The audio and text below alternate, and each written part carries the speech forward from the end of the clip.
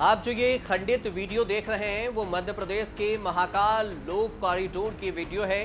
Corridor में स्थापित कई मूर्तियां गिरकर टूट चुकी है, वो भी एक साल के भीतर ही। पिछले साल 11 अक्टूबर 2022 को उज्जैन में प्रधानमंत्री नरेंद्र मोदी ने महाकालेश्वर मंदिर के नए परिसर महाकाल लोक का लोकार्पण किया था, जिसके बाद देश विदेश से लगातार श्रद्धालु महाकाल लोक को देखने के लिए पहुंचते थे।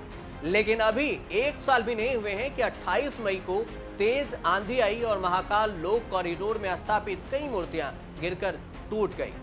पिछले साल अक्टूबर में ही प्रधानमंत्री नरेंद्र मोदी ने महाकाल लोक कॉरिडोर परियोजना के पहले चरण का उद्घाटन किया था। इस परियोजना की कुल लागत 856 करोड़ रुपए है, जिसमें से पहले चरण के 356 करोड़ रुपए का जो उद्घाटन समारोह था वो पूरा हो चुका है। महाकाल लोक में बनी सप्त ऋषियों की मूर्तियों को सबसे ज्यादा नुकसान पहुंचा है। इनमें से कई मूर्तियां जमीन पर टूटकर गिर गई है, जो आप फोटो में देख भी सकते हैं। किसी के हाथ टूटे हैं तो किसी के पैर टूटकर बिखरे हुए हैं। हालांकि 28 मई को टूटकर गिरी मूर्तियों में से बड़ी संख्या में पहुंचे श्रद्धालुओं को कोई नुकसान नहीं हुआ है, लेकिन इसकी गुणवत्ताहीन बनावट और इतना जल्दी टूटकर गिर जाने पर भी कई सवाल उठ रहे हैं। कांग्रेस ने मोदी सरकार पर भ्रष्टाचार का आरोप लगाया है। महाकाल लोक में मूर्तियों गिरने की जानकारी लगते ही शहर के कांग्रेस प्रदेश अध्यक्ष रवि भदौरिया और अन्य पदाधिकारी वहां पर तुरंत पहुंचे, जहां उन्होंने आरोप लगाया कि जिन मूर्तियों के निर्माण में करोड़ों का भ्रष्टाचार हुआ है, घटना के बाद आम श्रद्धालुओं का प्रवेश भी रोक दिया गया। हालांकि देर शाम फिर से लोगों को आने जाने की अनुमति दे दी गई। राज्यसभा सांसद दिग्विजय सिंह पूरे प्रोजेक्ट में भ्रष्टाचार का आरोप लगाया और उन्होंने सिलसिलेवार तरीके से कई ट्वीट्स किए। उन्होंने ट्वीट्स में लिखा कि कोई ऐसी योजना नहीं है जिसमें बीजेपी ने भ्रष्टाचार न किया हो। उज्जैन के महाकुंभ में घटिया निर्माण किया गया और अब 750 करोड़ से बना महाकाल लोक कॉरिडोर, जिसका उद्घाटन प्रधानमंत्री नरेंद्र मोदी ने किया, उसकी मूर्तियां तेज हवा में गिर गई। उन्होंने एक दूसरे ट्वीट में लिखा कि महेश परमार कांग्रेस विधायक ने जो माननीय लोकायुक्त को जांच करने के लिए अनुरोध किया था, वो बात भी सही निकला। भगवान शिव जी की मूर्ति तेज हवा में ही खंडित हो गई। निर्माण किसने कराया था? निर्माण किसने किया था? गुजरात की कंपनी ने। प्रधानमंत्री जी, यह आपके लिए शुभ संदेश नहीं है। एक दूसरा ट्वीट दिग्विजय सिंह ने किया और इस ट्वीट में लिखा कि अब इससे बड़ा प्रमाण क्या हो सकता है? क्या मोदी जी शिवराज जी से स्पष्टीकरण लेंगे? मध्य प्रदेश में कोई भी योजना नहीं है जिसमें भ्रष्टाचार न हुआ। हम महाकाल के नाम पर भी बीजेपी पैसे खा गई। तो वही दूसरी तरफ कांग्रेस नेता सुप्रिया श्रीनेत ने एक फोटो के साथ ट्वीट की है और कई फोटो उन्होंने ट्वीट करते हुए लिखा है कि महाकालेश्वर कॉरिडोर की यह तस्वीर देखकर मन बहुत दुखी है। पता नहीं क्यों इन खंडित मूर्तियों को देखकर किसी अनहोनी से मन आशंकित है। हे प्रभु, रक्षा करो, सब पर कृपा बनाए रखना। मुख्यमंत्री शिवराज सिंह चौहान ने इस टूटे हुए मूर्ति की तुरंत ही संज्ञान लिया। उन्होंने उज्जैन के कलेक्टर को भी फोन कर इसकी जानकारी दी और दिशा निर्देश दिया कि इसे जल्द से जल्द ठीक करवाया जाए। कलेक्टर कुमार पुरुषोत्तम ने कहा है कि शहर में काफी तेज आंधी थी और कई पेड़ उखड़कर गिर गए। महाकाल लोक में कुछ मूर्तियां गिरी। सभी मूर्तियों पर FRP की गई थी। सुंदरता के दृष्टिकोण से सीमेंटेड नहीं किया गया था।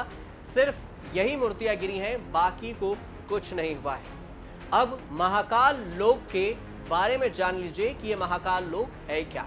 दरअसल 10 से 25 फीट ऊंची ये मूर्तियां लाल पत्थर और फाइबर रेनफोर्स प्लास्टिक से बनी हुई हैं। इन पर गुजरात के MP बाबरिया फॉर्म से जुड़े हुए गुजरात, ओडिशा और राजस्थान के कलाकारों ने कारीगरी की है। महाकाल लोक कॉरिडोर 900 मीटर लंबा है। इस कॉरिडोर में 160 मूर्तियां हैं जो भगवान शिव और ऋषि मुनियों के अलग अलग रूपों को दिखाती है। यहाँ 2 भव्य द्वार, नंदी द्वार और पिनाकी द्वार बने हैं। इसके त्रिशूल के डिजाइन के 108 स्तंभ हैं। साथ ही शिव पुराण की कहानियों को दर्शाने वाले 50 भित्ति चित्र भी बनाए गए हैं। भित्ति चित्र से अर्थ है कि दीवारों पर चित्र को उकेरा गया है।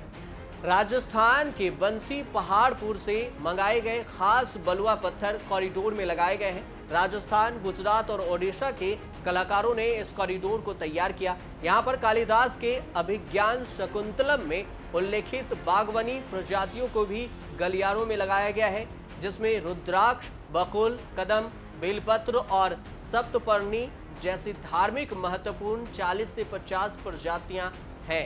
इस परियोजना की कुल लागत 856 करोड़ रुपए है, जिसमें से पहले चरण 356 करोड़ के लागत वाले का उद्घाटन हो चुका है। पिछले साल ही अक्टूबर में ही प्रधानमंत्री नरेंद्र मोदी ने महाकाल लोक कॉरिडोर परियोजना के पहले चरण का उद्घाटन किया था। लेकिन इन सब के बावजूद भी दावे जो किए गए थे वो फेल हो गए।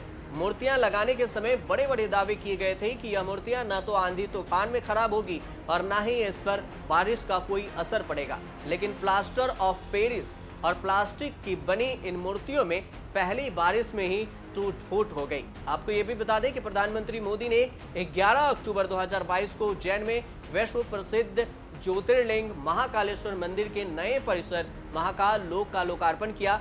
2 चरणों में बने श्री महाकाल लोक प्रथम चरण में करीब 356 करोड़ का लागत था, जिसका काम हो गया है, और 855 करोड़ रुपए के लागत का काम बाकी है।